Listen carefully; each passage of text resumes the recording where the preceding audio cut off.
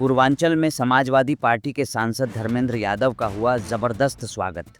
धर्मेंद्र यादव अपने काफिले के साथ गाजीपुर की ओर जा रहे थे और जैसे ही उनका काफिला अलग अलग क्षेत्रों से गुजरा, जनता सड़कों पर उतर आई। जगह जगह फूल बरसाए गए और नारे लगाकर उनका स्वागत किया गया।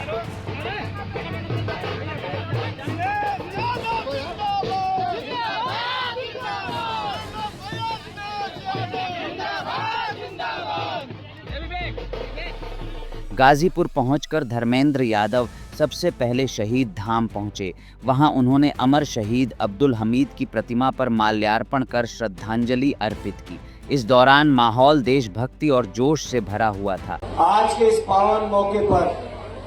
सबसे पहले मैं धामोपुर की पावन सरजमी को नमन करता हूं। इस माटी को नमन करता हूं जिस माटी ने एक ऐसे लाल को जन्म दिया जिन्होंने, मैं समझता हूं, इस गांव का, इस घर परिवार का, इस गाजीपुर का ही नहीं, उत्तर प्रदेश का ही नहीं, बल्कि पूरे हिंदुस्तान का नाम दुनिया में रोशन करने का काम किया। ऐसी माटी को सबसे पहले मैं नमन करता हूं। इस मौके पर मैं श्रद्धा सुमन अर्पित करता हूं अमर शहीद परमवीर चक्र विजेता पीर अब्दुल हमीद साहब को,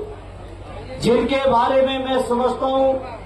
जितनी भी बातें की जाए उतनी कम होगी। और धामोपुर में आकर उनकी सरजमी पर, उनके जन्मस्थली पर उनके बारे में कुछ कहना, मैं समझता हूं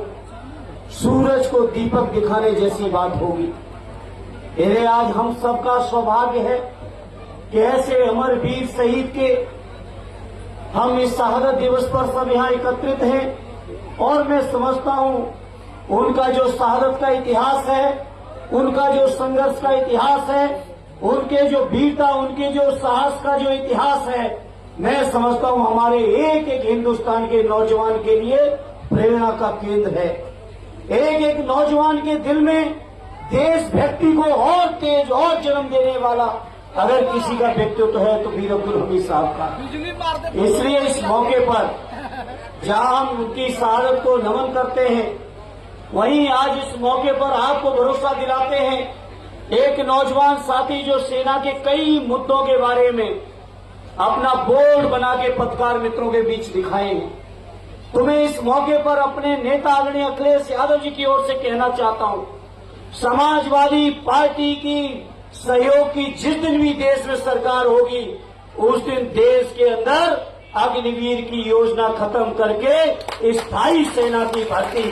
की जो पुरानी प्रक्रिया चल रही थी, जिस प्रक्रिया पे पूरे देश के नौजवान नाच करते थे, वही प्रक्रिया बहाल करने का काम करेंगे। गाजीपुर के मेरे नौजवान साथियों, मैं आपको विश्वास दिलाना चाहता हूं, आदरणीय अखिलेश यादव जी जो स्वयं मिलिट्री स्कूल में पढ़े हैं, हम सब समाजवादी लोग जो नेताजी की परवरिश में रहे हैं, नेताजी जिनको देश का रक्षा मंत्री होने का आप सबके सहयोग से गौरव मिला, और नेताजी ने हमेशा इस बात को कहा कि हमारे देश की सेना इतनी बहादुर सेना है, जो दुनिया में ऐसी बहादुर सेना किसी देश के पास नहीं है जो हमारे हिंदुस्तान के पास है। इसलिए आज इस मौके पर अपनी पार्टी की ओर से अपने सैनिक साथियों को ये भरोसा दिलाना चाहता हूं, विशेषकर जो अग्निवीर स्कीम की बात चली है, जब समाजवादियों के हाथों में ताकत आएगी तो अग्निवीर की स्कीम को खत्म करके स्थायी सेना की भर्ती को पुनः बहाल कराने का काम हम समाजवादी लोग करेंगे। समाजवादी साथियों, गाजीपुर के मेरे लोगों, हम लोग समाजवादी लोग वो गौरवशाली लोग हैं जिनके बारे में जब सदैव नेताजी देश के रक्षा मंत्री हुए, तो मैं समझता हूं आजादी से लेके आज तक अगर सेना के लोगों का सबसे ज्यादा प्रिय रक्षा मंत्री को सम्मान प्राप्त हुआ है तो वो सौभाग्य हम समाजवादियों को है, हमारे सदैव नेताजी को सेना के लोगों ने सम्मान दिया। जो सेना के वीर सपूतों की जो पहले जो कानून के नियम थे, उनकी शहादत के बाद वर्दी आया करती थी, डेड बॉडी की कभी अंतिम दर्शन करने का मौका नहीं मिलता था परिवार और क्षेत्र के लोगों को। ये काम भी आदरणीय नेताजी ने करके दिखाया और मैं समझता हूं पूरे देश के अंदर नेताजी के इस किए हुए काम की एक एक सैनिक परिवार में, एक एक शहीद परिवार में, एक एक किसान परिवार में, एक एक फौजी परिवार में अगर इस काम की कड़ी प्रशंसा हो रही है तो नेताजी के इस काम की हो रही है। इसलिए मैं आज इस मौके पर अपने सेना के साथियों, सेना से जुड़े जो सवाल हैं उस सवालों पर हम कहना चाहते हैं। नेताजी ने हमेशा कहा कि हमारे देश की ऐसी बहादुर सेना है,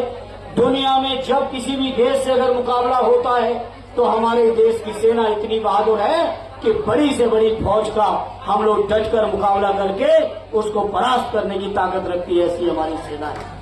और ये ऑपरेशन सिंदूर के समय पूरे देश और दुनिया ने देखा है जिस तरह से हमारे सेना के लोगों ने टारगेटेड अटैक किए, जिस तरीके से युद्ध लड़ा और युद्ध लड़ने के साथ साथ जितना भी टारगेट थे सारे के सारे टारगेटों को हमारी सेना ने न केवल अचीव किए बल्कि पाकिस्तान के सारे आतंकी ठिकाने को उड़ाने का काम हमारी सेना के लोगों ने करके दिखाया है ऑपरेशन सिंदूर में। इसलिए मैं इस मौके पर कहना चाहता हूं, हमारे साथी लक्ष्मण भाई ने भी बहुत सारी चर्चाएं की देश की सरहदों को लेकर, सीमाओं को लेकर। मैं उन तमाम बातों से अपने को जोड़ते हुए और ये आपको विश्वास दिलाते हैं अपने सैनिक नौजवान साथी आपको आदरणीय अखिलेश यादव जी के हाथों में, आदरणीय अखिलेश जी की कलम में और उनके समर्थन की जिस दिन सरकार होगी हमारे देश के नौजवानों को, हमारे देश के सैनिकों को, हमारे देश के किसानों को, हमारे देश के बेरोजगारों को किसी समस्या का सामना नहीं करना पड़ेगा। ये समस्या तभी तक है जब तक हम समाजवादी लोग फैसला लेने की स्थिति में नहीं आ पा रहे हैं। इन्हें गाजीपुर के इस पावन लोगों, गाजीपुर की पावन सरजमी, जिस सरजमी को मैं समझता हूँ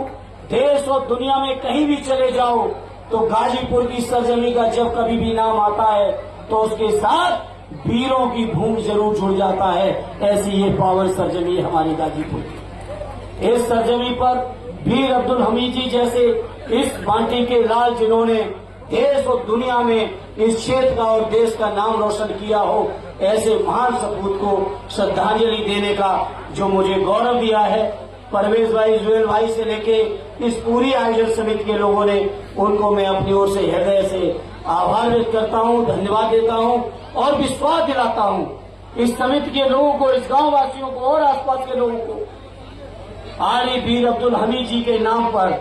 जो कुछ भी आपके दिल में होगी, जब समाजवादियों के हाथों में ताकत आएगी तो वो सारी चीजें पहले भी पूरी करके दिखाई है। आने वाले समय में भी कुछ और भी दिल में आपके तमन्नाएं होगी तो उन तमन्नाओं को भी पूरा करने का काम जब समाजवादियों को मौका मिलेगा तो हम लोग करने का काम करेंगे। ये विश्वास और भरोसा दिलाते हुए एक बार फिर सभी साथियों को धन्यवाद देते हुए वीर अब्दुल हमीद जी को पुनः श्रद्धा सुमन अर्पित करते हुए अपनी बात को विराम देता हूँ। जय हिंद, जय भारत।